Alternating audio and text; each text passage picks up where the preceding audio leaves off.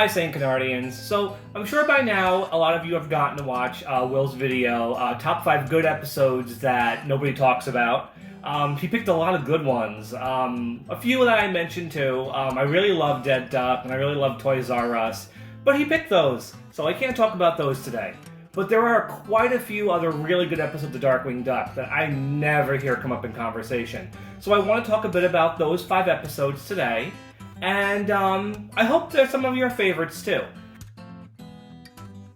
The first one I want to talk about is Adopticon.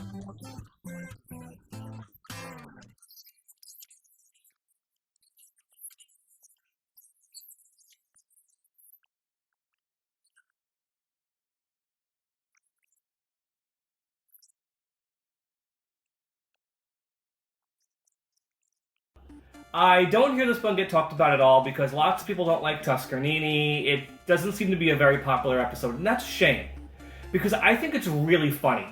It's definitely a watershed episode of Darkwing Duck in which it doesn't matter who animated the show anymore, as long as the writing is really great and really gut funny, it's going to succeed. And this is one of those first episodes that's really hilarious all the way through. I love the opening courtroom scene. I just love all the stuff with Tuscanini dressing up as the different villains. It's really, really funny. It's just got a good pace. It's very manic. And if every Tuscanini episode could have been this good, I wish they could have used them more. It's just a really funny episode that lets, Darkwing and Launchpad and Goslin all have great moments to shine. And that sequence in the jail with Goslin constantly trying to dig Darkwing out and Launchpad coming in with the bail money, that's really well staged. That's really hilarious. I wish more people liked this episode because it's really worth watching again. If you haven't seen it lately, definitely watch it. I guarantee you're going to laugh through most of it. It's a really great episode, especially for a Tuscanini episode. The next one I really like, very similar, is Disguise the Limit.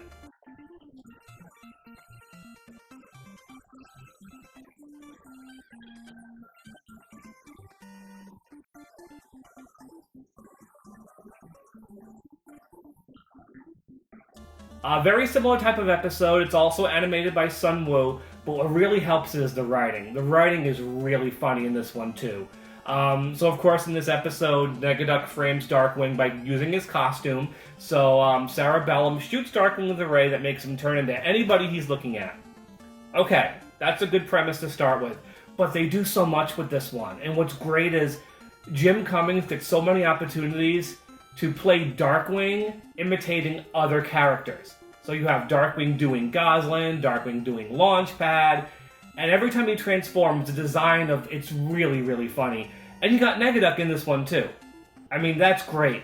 I love the bit where Negaduck's fighting with Darkwing on the Ratcatcher, and Darkwing transforms, and Negaduck goes, "Ugh, how did you do that?" It's really, really great. It just has so many funny scenes. I love Negaduck and Darkwing with bigger and bigger weapons going back and forth. It's really funny. It's the last episode with Dr. Bellum, but I think it's her funniest one. Eeny, meeny, miny, zap! It's great. It's really, really funny. It's just one of those episodes where the writing really carries it, and it's hilarious. Give that one a shot too. That one's great. Next up is a Saturday morning episode. It's called Merchant of Menace.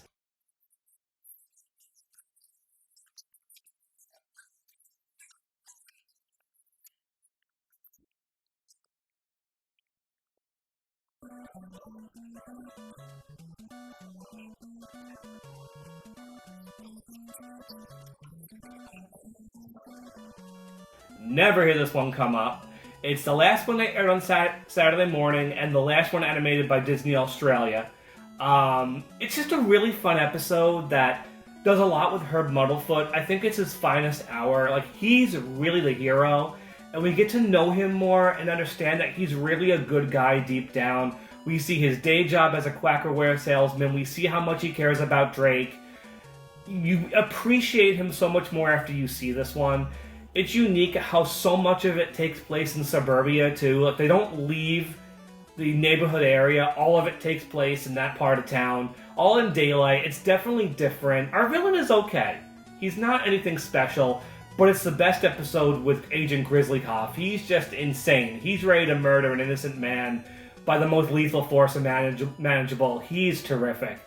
It's just well animated too. This is one of Australia's better ones. It's just not recognized because it's a very simple episode. It's not brushed with oblivion. It's not Fungus Among Us. So lots of people don't really pay attention to it.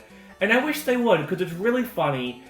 I'm glad it's on Disney Plus now because more people can watch it. It's one of the better Saturday morning ones, but it's really, really underrated. I enjoy it a lot. Give it a shot, Merchant of Menace. Next up is one I think a lot of people do like. It's Stress to Kill with Quackerjack and Megavolt.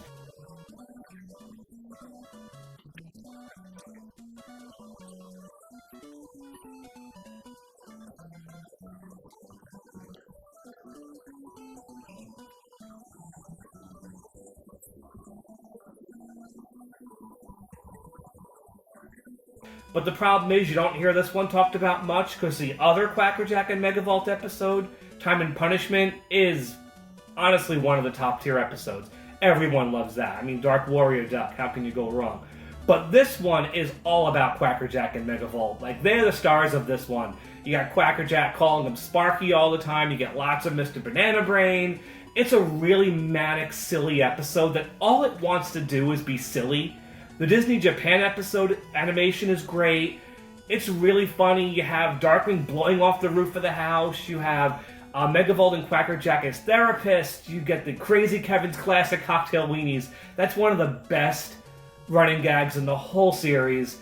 It's so funny. It's so well animated. And it's just one of the last really goofy, manic Darkwing Duck episodes. I even enjoy it more than Time and Punishment, as good as that one is. And it's one of those like definitive Megavolt and Quackerjack episodes for both of them. It's really, really funny. Definitely give it a watch. It's hilarious. It's one of my all-time favorites. It's always stuck with me. Now the final episode is from the second ABC season, one I don't think I really ever see anybody talk about. Everyone in that season, they love hot spells for obvious reasons. They love Clash Reunion and Steerminator, but my favorite from that season is definitely the Frequency Fiends.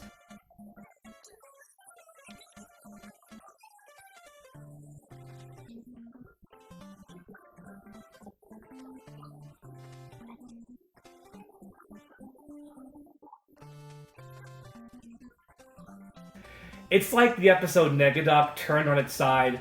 It's very similar that we have different versions of Gosalyn's personality with her three evil counterparts. You know, heat waves, sine waves, light waves. And they have to bring Megavolt in to save the day. And what I love about this one is Megavolt isn't even the villain. He does nothing wrong in the entire episode. And they have to depend on him to help them. Like, he's one of the good guys, straight out. And I love it because it gives Dan Castellaneta so much more room to do funny things with him. They bring back Wiffle Boy. They have a giant three-headed version of Gosalyn. I love the rapport that Megavolt and Launchpad have. You know, have you seen three evil kids go this way? Oh, sure, that way, Megavolt. Thanks, Launchpad. Oh, darn it, that was a supervillain. It's really funny. It's got some of the silliest Sunwoo animation in the entire series. It's so underrated. It just gets lost in the controversy of hot spells and bringing back Taurus Bulba and all those Morgana episodes. But it's really one of my favorite episodes. It's not one of the best, but it's really silly. It's really well written. And it's just really fun. I mean, there's so many other episodes I could mention. I mean, I love Twin Beaks, of course. I love Dances with Bigfoot. Clash Reunion, of course. A Duck by Any Other Name is just really fun. Duck Blind. But I think those are my top 5 episodes, aside from the one Will talked about, that I wish people talked about more. They can't all be Negaduck. They can't all be Justice Ducks and Darkly Dawn's a Duck. And they can't all have the notoriety of hot spells. But these are great. Now that everything's up on Disney Plus, watch them, enjoy them. Let us know what you think. If you guys have any top 5 episodes that you think should get more love, let us know. With that said, everybody, stay dangerous and have a good one. Stay safe.